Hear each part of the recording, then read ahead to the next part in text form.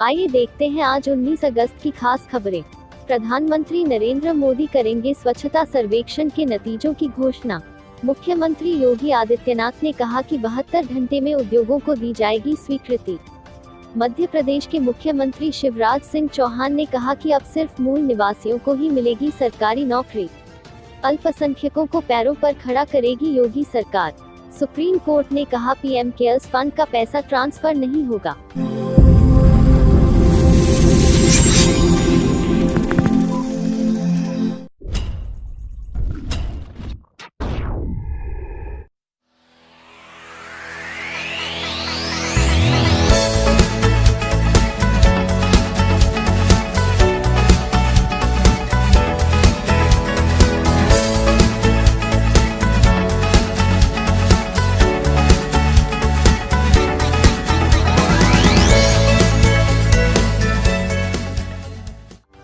आइए देखते हैं सोनिया पाहवा की यह रिपोर्ट। लखनऊ, वकीलों के होने वाले प्रदर्शन को लेकर पुलिस ने शुरू की घेराबंदी।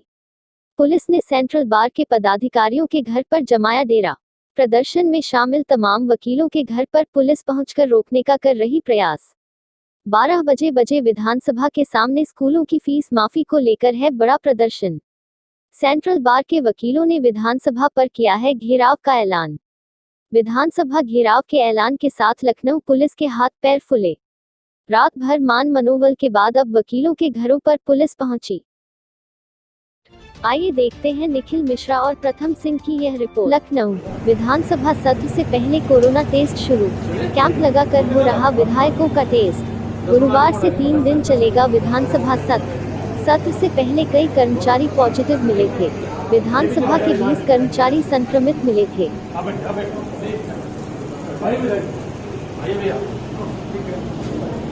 आपको तो होगा नहीं, आप योगा की प्रणाम करते हैं तो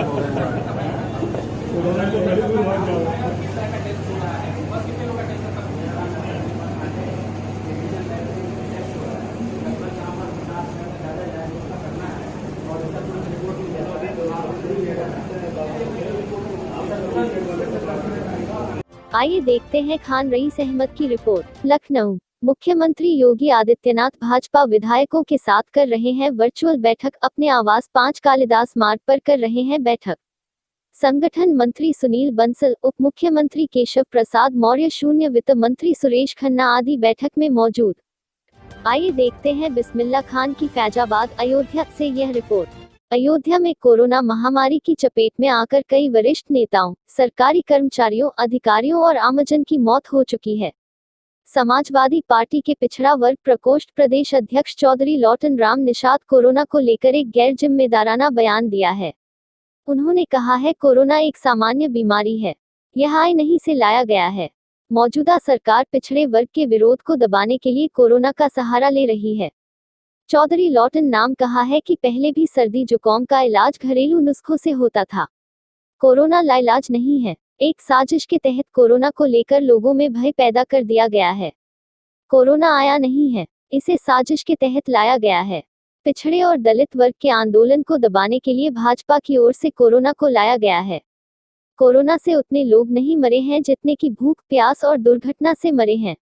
उन्होंने कहा कि ऐसे में मृतक परिवारों के आश्रितों को 1-1 लाख रुपए देकर समाजवादी पार्टी ने लोगों को सहायता देने का कार्य किया है। बाइक चौधरी लौटन राम निषाद, प्रदेश अध्यक्ष समाजवादी पार्टी के पिछड़ा वर्ग प्रकोष्ठ। दिशा निर्देश दिए अपने पार्टी के सदस्यों को।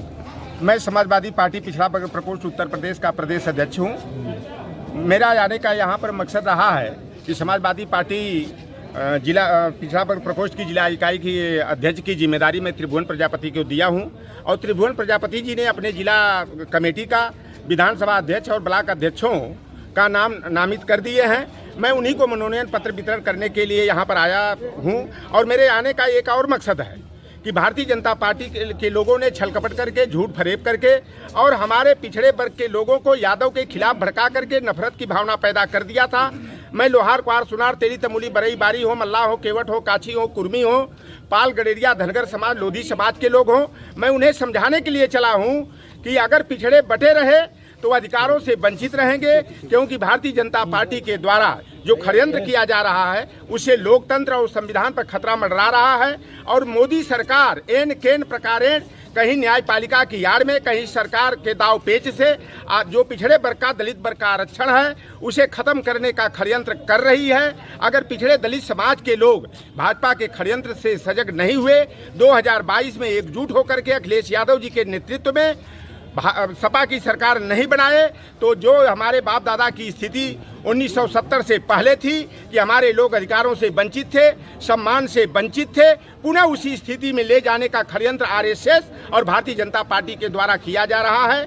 इसलिए मेरी जो कमेटी का गठन भी हो रहा है, मैं पूरे प्रदेश में माइक्रो सोशल इंजीनियरिंग के तहत सोशल इंजीनियरिंग को फिट करने के लिए, नट बोल्ट कसने के लिए मैं पूरा प्रयास कर रहा हूं। अगर मैं फैजाबाद का, अयोध्या का जिला अध्यक्ष मैंने अगर त्रिभुवन प्रजापति को बनाया हूं, तो महानगर का अध्यक्ष मैंने अरुण कुमार निषाद पहलवान को बनाया हूं, बस्ती का अध्यक्ष मैंने ज्ञानचंद चौधरी कुर्मी को बनाया हूं, तो लखनऊ का अध्यक्ष मैंने मनोज कुमार पाल को, और सीतापुर का अध्यक्ष मैंने सुदीप कुमार मौर्य को बना, और अम्बेडकर नगर का कमलेश निषाद, अमेठी का मैंने जो है महावीर कश्यप को, तो मैं श्रावस्ती का अध्यक्ष जो है राम कुमार कांथा बारी बिरादरी के हैं, और सिद्धार्थ नगर का अध्यक्ष मैंने शैलेंद्र शर्मा नाई के बेटे को, और संत कबीर नगर का अध्यक्ष मैं राम सुरेश चौरसिया को बना करके माइक्रो सोशल इंजीनियरिंग को फिट करने का काम किया हूं। और पीछे जी जैसे आड़ में राजनीति कर रही है, गलत राजनीति, तो क्या आप कोरोना मानते हैं कि कोरोना है या नहीं? देखिए, पहले सर्दी जुकाम होते थे, तमाम हम लोग खरबिरैया की दवाई करते थे। या कोरोना कोई ऐसी लाइलाज बीमारी नहीं है, इसका केवल जनता के अंदर भय पैदा कर दिया गया है। कोरोना आया नहीं है, एक साजिश के तहत पिछड़े दलित अल्पसंख्यक वर्ग के आंदोलन को रोकने के लिए भाजपा ने एक साजिश के तहत कोरोना को जो है कि लाने का काम किया है।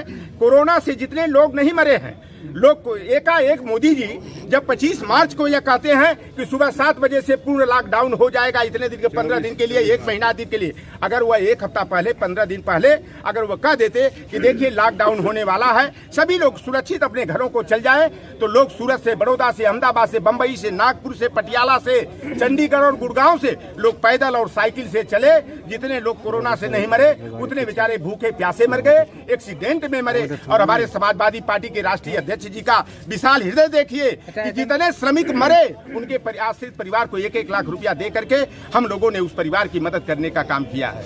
मतलब आप में मानते हैं कि कोरोना नहीं, खाली राजनीति है? कोरोना के पीछे राजनीति ज्यादा है। कोरोना तो जैसे बुखार होता है, कोई हड्डी तोड़ बुखार कहा जाता था, कोई और तरह के बुखार होते थे, कोई ये बरसात के सीजन से शुरू होती थी तो उस समय वायरल बुखार होता था, उसी तरह से कोरोना एक जो है कि छोटा मोटा एक बुखार का ही रूप है। अगर इसका घर पर भी इलाज किया जाए, अगर खान पान का पानी के पीने की अगर व्यवस्था सही ढंग से किया जाए, तो हमें हॉस्पिटल जाने की भी जरूरत नहीं है, क्योंकि वहाँ दवा क्या दिया जा रहा है, वही पैरासीटामोल दिया जा रहा है, वही गर्म पानी पीने की बात की जा रही है। तो ये तो काम हम घर पर बैठ करके भी कर सकते हैं। और मैं बंधुओं, मैं बता देना चाहता हूँ कि जितना लोग कोरोना से नहीं मरे, कोई हार्ट का पेशेंट था, कोई किडनी का मरीज था, उसे हॉस्पिटल में भर्ती नहीं किया गया, उसे इलाज नहीं, समुचित इलाज नहीं मिला। पहले वह कोरोना का टेस्ट कराओ, 15 दिन में, 10 दिन में रिपोर्ट आई, तब तक वह हार्ट का मरीज बेचारा जो है कि मर गया, किडनी का मरीज मर गया। इसलिए जो दुर्व्यवस्थाओं से ज्यादा लोग मरे हैं, कोरोना से नहीं मरे हैं, जितना कि उसका दुष्प्रचार किया जा रहा है। बसपा प्रमुख मायावती ने कहा कि सपा, भाजपा और कांग्रेस में कोई अंतर नहीं है। सपा अध्यक्ष अखिलेश यादव ने कहा कि भाजपा सरकार असफलताओं पर पर्दा डालने की साजिश कर रही है। इलेक्ट्रॉनिक्स उद्योग के लिए अब यूपी में नई नीति लागू होगी। पहली बार 5 खिलाड़ियों को खेल रत्न की सिफारिश की गई। फेसबुक को कांग्रेस ने भेजा पत्र। राहुल गांधी ने कहा कि देश के हर नागरिक को फेसबुक से सवाल करना चाहिए। केंद्रीय मंत्री रविशंकर ने कहा कि जिनका राजनीतिक वजूद सिमटा है वह मर्जी चलाना चाह रहे हैं। मिशेल ओबामा ने कहा कि डोनाल्ड ट्रंप अमेरिका के लिए गलत राष्ट्रपति हैं। यूजीसी ने कहा परीक्षाएं रद्द नहीं हो सकती हैं। सिविल सेवा में अल्पसंख्यक वर्ग के युवाओं की नई उड़ान। केंद्रीय आवास एवं शहरी विकास मंत्री हरदीप पुरी ने कहा कि 2030 तक शहरों में होगी 40% आबादी। जरूरी खर्चों में भी कटौती करने लगे हैं लोग। मजदूरों के लिए सस्ते आवास के इंतजाम में जुटे हैं निर्यातक।